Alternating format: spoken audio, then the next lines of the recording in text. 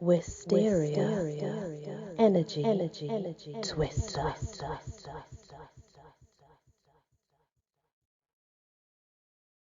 Hello everyone, welcome back to my channel and to the world of the fairies. We're going to continue with the E's where we left off. Epimeliad. Epimeliad was a subspecies of the hamadryad. They were the nymphs of apple trees in Greek mythology. Epimeleiades. In the mythology of the ancient Greeks, Epimeleiades, those who care for flocks, were nymphs dedicated to tending sheep. Epimeleides, in ancient Greek mythology, they were nymphs of pastures. They were born the daughters of god Apollo and Milia. Irano. Irano was a nymph of Telos in classical Greek mythology. The Eracinides. The Eracinides were the four naiads of the river Erasinus in Argos, located in central Greece. There was a few, there were sisters, I think. Erato, a sea nymph, Erato, meaning loveliness, was one of the named Nereids, referring to as the lovely. She was born the daughter of Nereus and Doris, and she also has many sisters. Achaea. Achaea was a nymph of Attica in Greek mythology. Sacrifices of black goats and sheep were made to her. Erlute. Erlute is a dwarf from the folklore of Germany. Apparently in German it's kind of earth people. Erlute is what is to describe this type of dwarfs, like earth people. Erlutel. So the Erlutel are dwarf as well. They're again earth folks because they're like the other one, but they can be found in the folklore of Switzerland, northern Italy and western Austria. The lore of this species is varied, but all tend to agree that they do not like to show their feet. Generally, they stand between 1 and 3 feet tall. They have earth-tone skin. When they are young, their hair is dark, but turns white as they age. They wore hooded robes and cloaks long enough to cover their feet, is what they wore. Their favourite foods are berries, peas, pork and roots, and they live in dark caves or underground. Eri of the golden hair. Eri is a fairy goddess in Irish mythology. She's one of the Tuatha De Danann. In spite of the fact her people were enemies of the Fomorian, she and Eletha, the handsome son of Fomorian king, fell in love with one another as soon as they met. In some telling, Eri was a virgin, but in others she was already married to another member of the Tuatha De Danann. No matter the case, she and Eletha were married and had a son named Brez, who went on to become the consort of Brigid. Erifia, one of the Haiad. Erifia was one of the nymphs who nursed the infant god Dionysus on Mount Nysa in Greek mythology. Erlkönig. In Dutch and German law, the Erlkönig is the king of elves. He is described as wearing a large golden crown and expensive tailored clothing, appearing outside the home of someone about to die. He otherwise lives in the forest and lures mortals to their doom, especially children. He is also said to possibly lead the wild hunt. Espiet. So, Espiet's actually a poem, but also is a roguish dwarf. So you might research that and it could come up with a poem that's about fairies.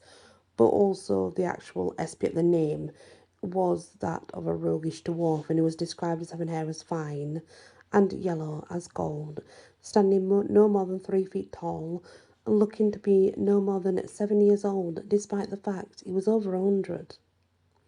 Espiet himself, a learned magician, a necromancer, and the close friend and assistant of the character Margus.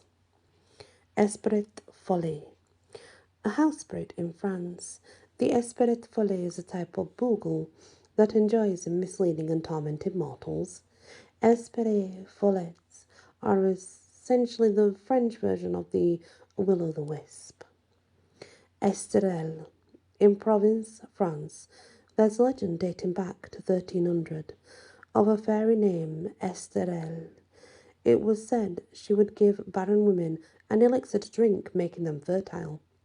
Sacrifices and offerings were left for her on a stone called La Luz de la Fuda. Ithne, a woman of the Tuatha de Danann and a daughter of Balor. She married Cian, the son of Dionchecht of the Four Morins. Their son was the much famed, and it says, Samaldanach Lug.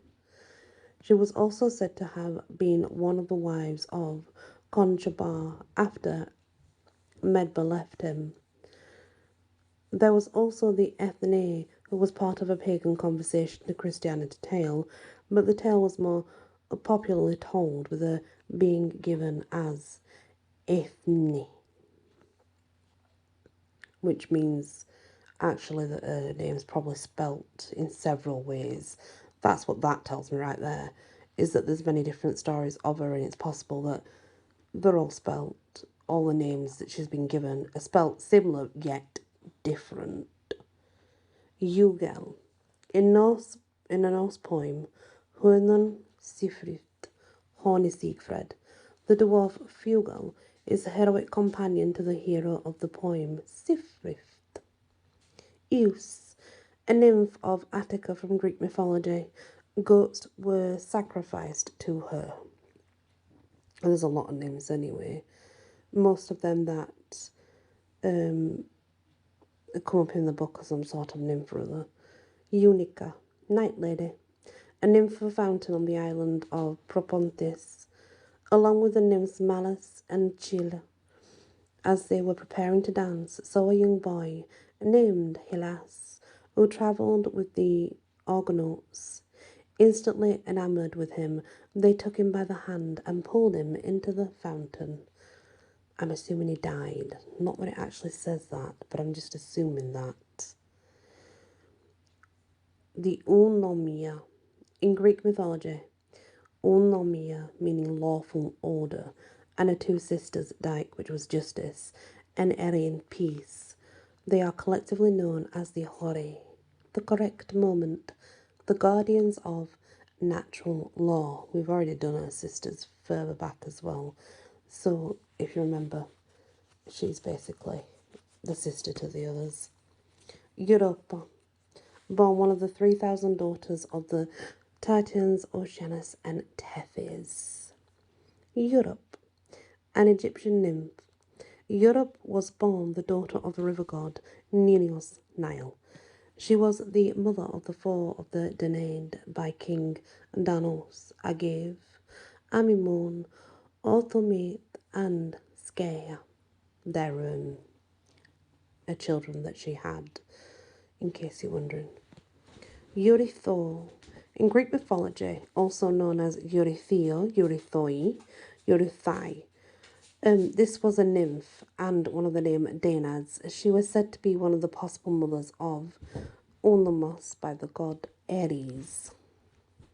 But there is other sources that do give a different version of her parents and who she was married to. So, but then again, as you know, there's more than one story out there about all of them, so it's kind of hard to pinpoint which one would be true. Evagora.